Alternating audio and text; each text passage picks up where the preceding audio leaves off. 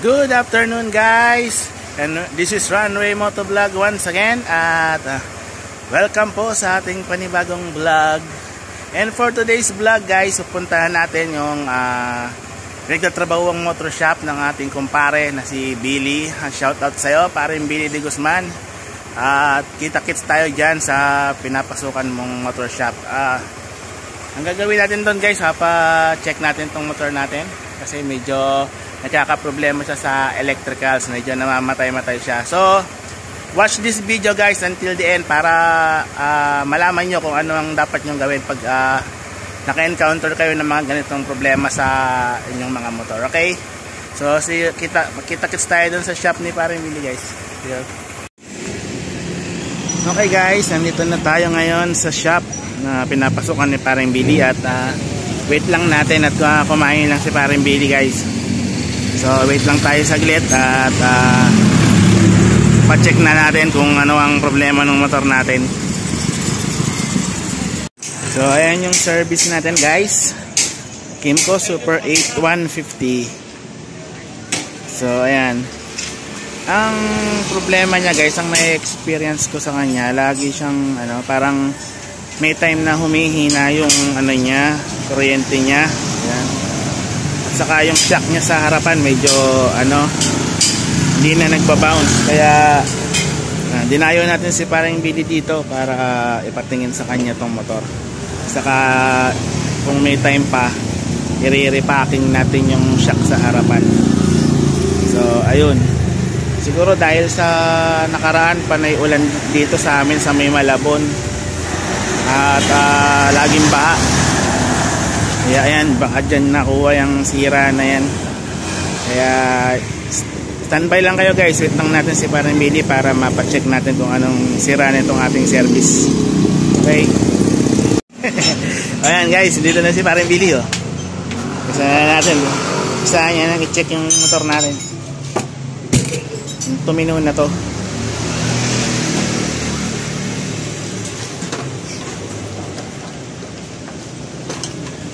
Nagkakaayaan pa naman sa linggo pre, Tanay. Sa Tanay pre. Baka wala kang ng linggo. Oo, half day. Half day ako tanghali pre.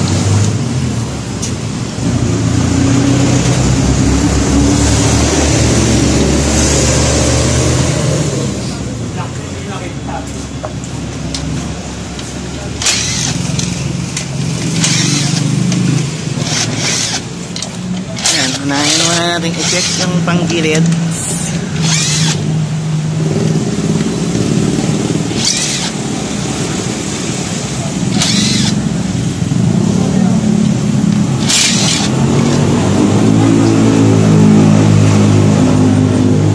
Dahil nga baha na itong mga nakaraang araw sa Malabon na yan, may ginang pa-check na rin natin yung panggilid natin, baka puro na dumi na.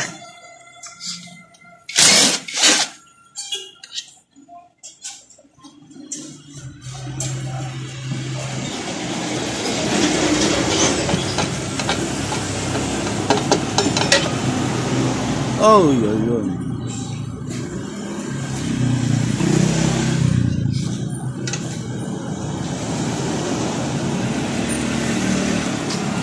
Kamusta naman?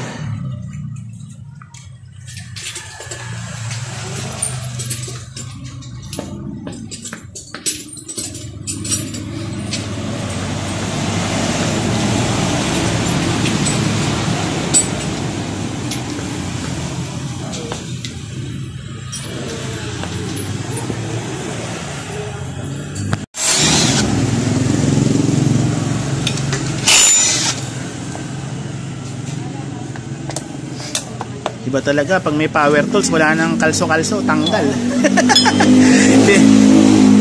Hindi mo na kailangan ng Y-tool. Higpit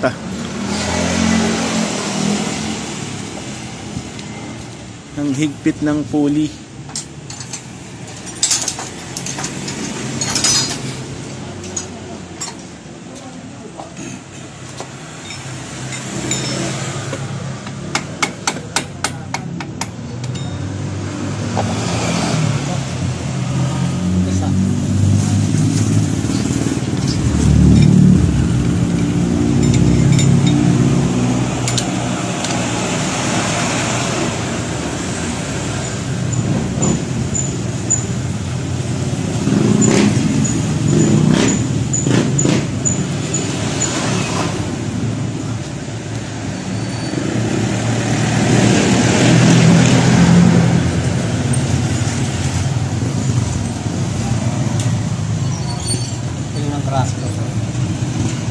ng higpit.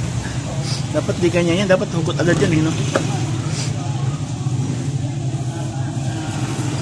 Yan, sinasabi ko sa inyo guys, pag napasukan ng tubig baha yung ang gilid nyo. May possibility talaga na nag-i-stack up dahil lalo na dito sa Malabon, tubig ano yan eh. Alat eh, no pre, no?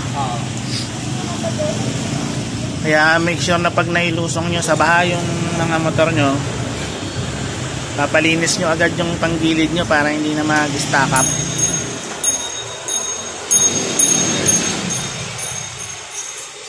Ngayon, nahihirapan si pare mag-alas ng pulley. Umido na. Karoon ng kulay puti sa loob.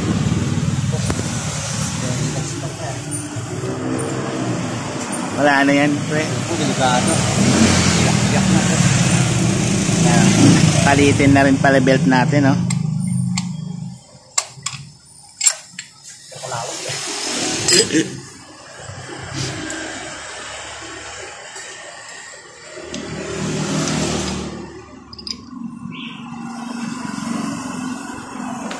Wala pre. Yung lining ba pre, makapal pa rin yan? Oo, okay pa itong lining. Yan lang, ano, mahal ba ito?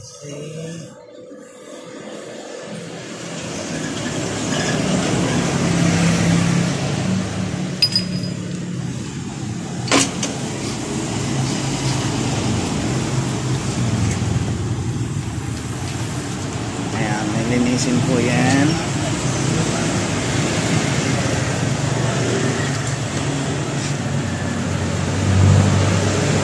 Buti pre, naubos na yung mga customer mo. Maaga yata nagpuntahan. Oo. Okay, ganyan. Hindi ko matayang gawa. Ito na rin ang hotspot.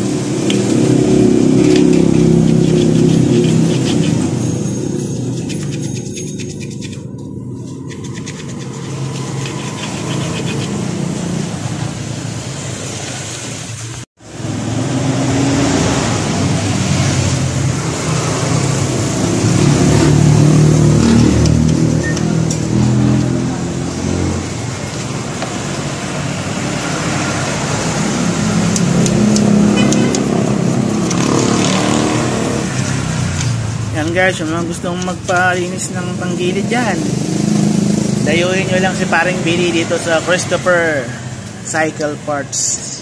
Ayan, tapat po yan ng Miriam's Academy of Valenzuela. Anong parte ng Valenzuela to pre? Mabolo.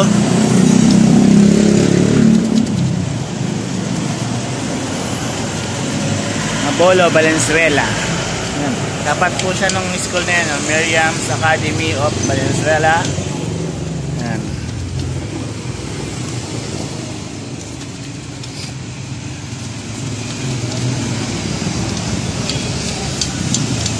Ang daming parts dito guys, oh.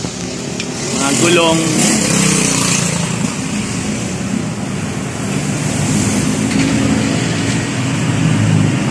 Meron din sila mga bike, yung mga ano, bicycle parts.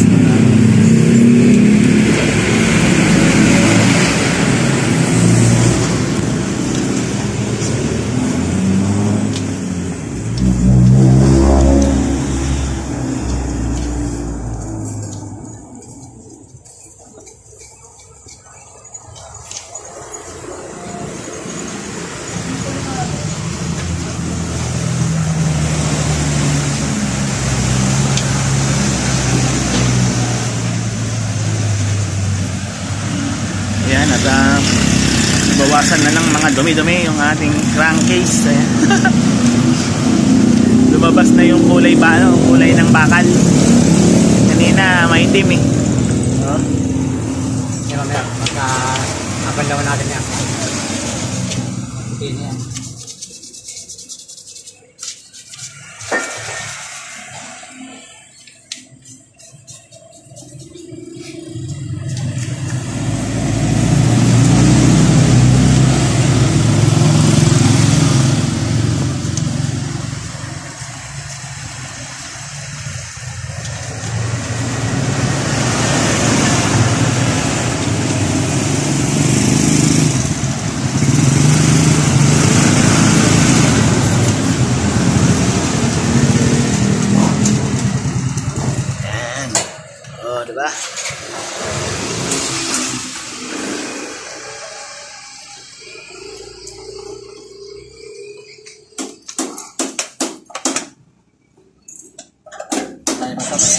Oo, pre. Ano ba yan?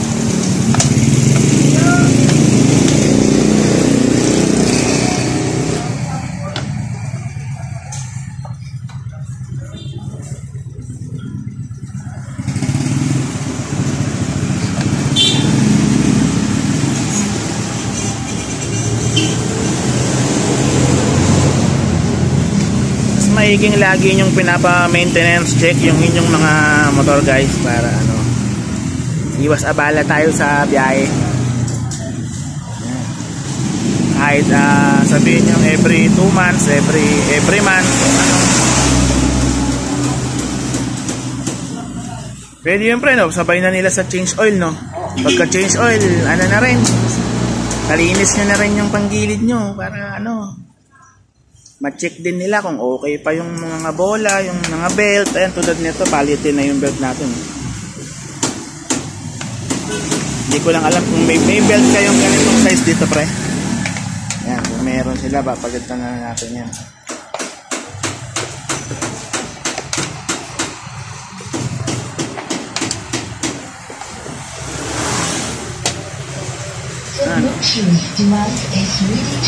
Linis na.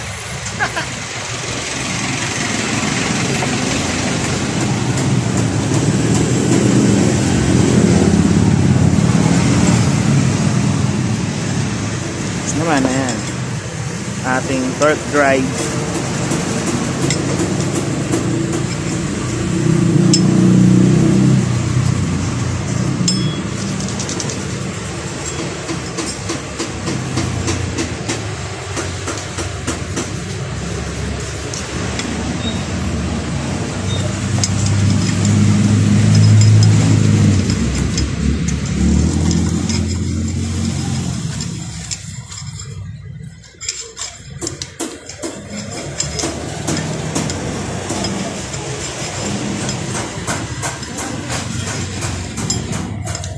Ayan, nakita niyo yung gamit nating lining guys. Prodigy po yan.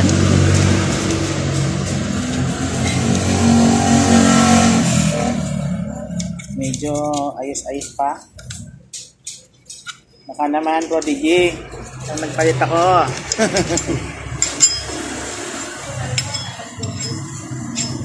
Ito, alam ko naman tong bell na to, MTRT to. Kasi nagkaroon na ako ng ganitong bell. Ganyan na ganyan siya.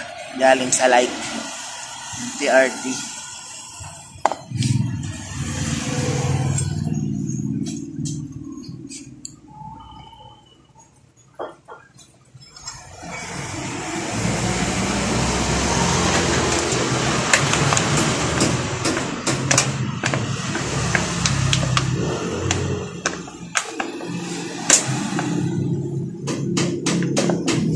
Fully, hindi pa natin napapalitan to. Alam ko, stock pa to. Stock pa rin.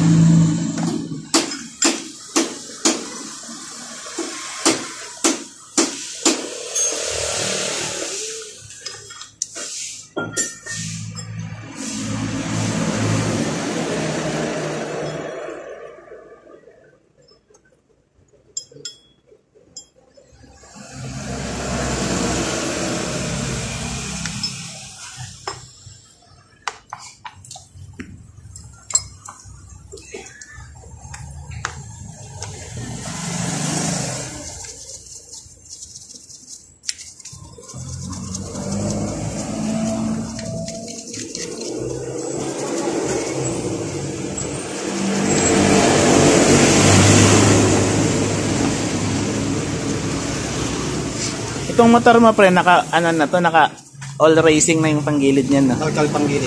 Ah, kalkal lang.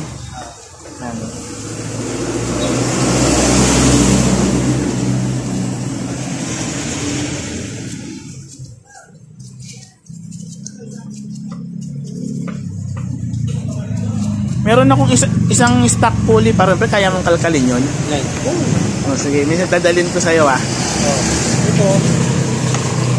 Yung ano po ng bola ito. Ilalaitin natin. Di ba yung kanto ng bola niyang ganyan lang? Oo.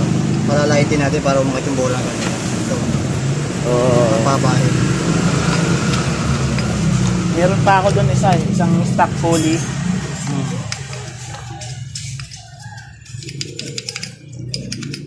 Para maganda. Para hindi na tayo bumili ng racing. Oo, doon din eh. Makalkal na lang natin. Iba kasi marami nagsasabi na mas maganda pa yung performance ng kalkal pulley, ano? Oo. Kasi yung racing pulley parang sa una lang siya maganda, tapos pag tumagal na, medyo na na rin. Nauublong kasi. Madali siyang ma-worn out, no?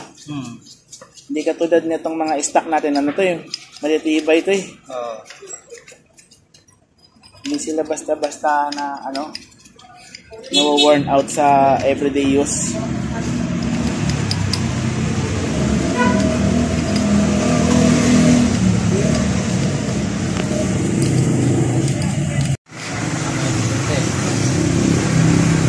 Ayan po, nilagyan po ng grasa para hindi mag-stack up yung mga yung torque drive saka yung pulley. Kanina hindi mahugot eh. Stack up eh.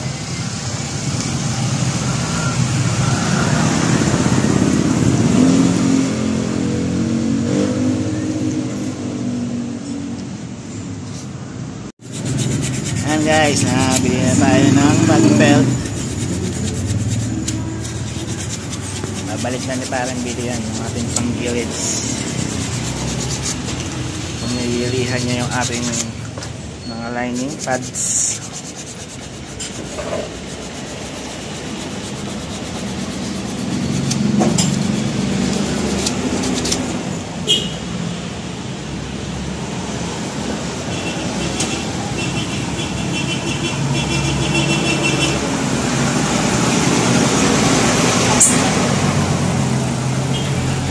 So ayos na ayos yung timing natin, walang ganong customer si paring Billy ngayon, kaya ayan, matututukan niya tong ating motor.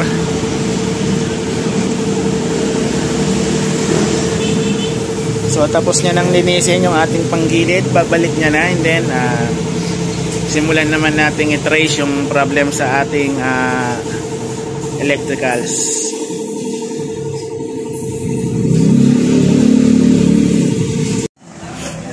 Ayan guys, medyo natagalan tayo kasi naghahanap pa sila ng kasize ng belt. Hirapan sila maghanap ng kasize ng belt natin. Kailangan na rin kasi nating palitan yung belt dahil lapit na mapigtas, baka tumirik pa tayo. So tampay muna tayo habang hinihintay natin makakita sila ng kasukat ng belt.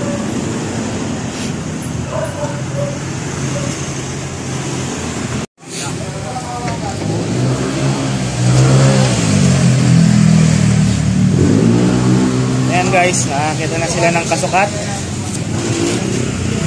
Ayan, naikabit na po. Babalik na yung crankcase cover.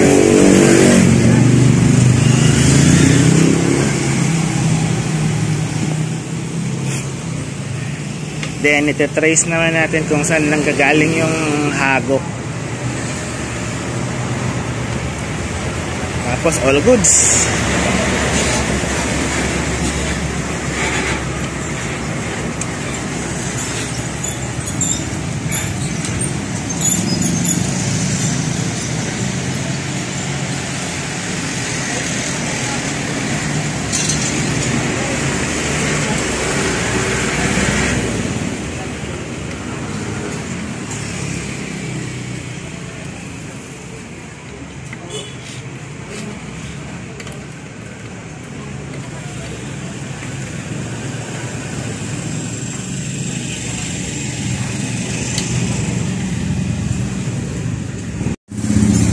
Ayan guys, ang next naman na chinecheck ni Parang Billy ay ang ating carb. Ayan, let's double check.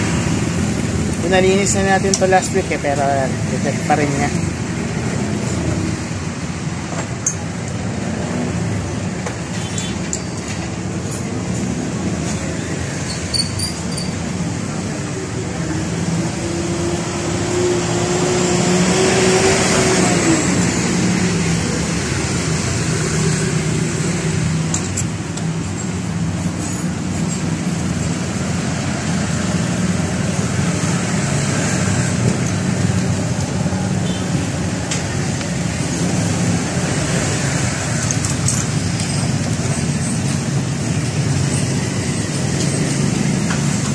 i-trace natin yung cause ng paghagok nito.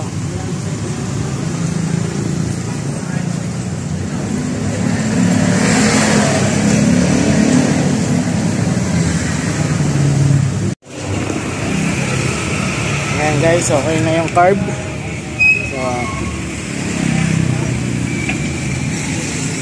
So far so good naman ang ating carb. Kulang lang ng mga ilang screws. Meron na, kompleto na. Ayan, pinabalik na ulit siya. Subukan naman natin ito, no?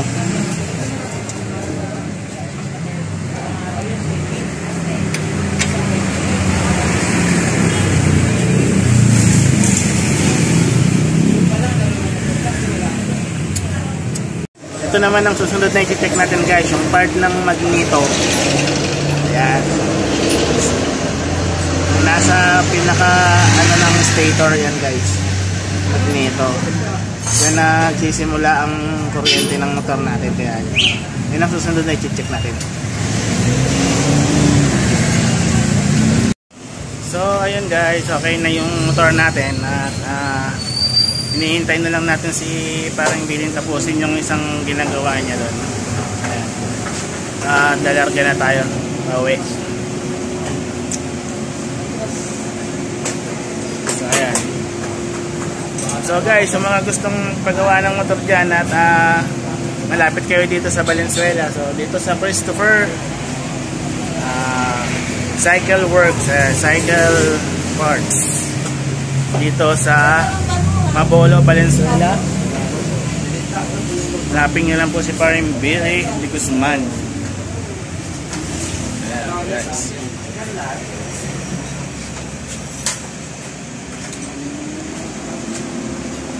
So ayan guys, hanggang dito na lang yung ating vlog at palobat na tayo. See you till next vlog. Ride safe at take care everyone. Bye. Peace out.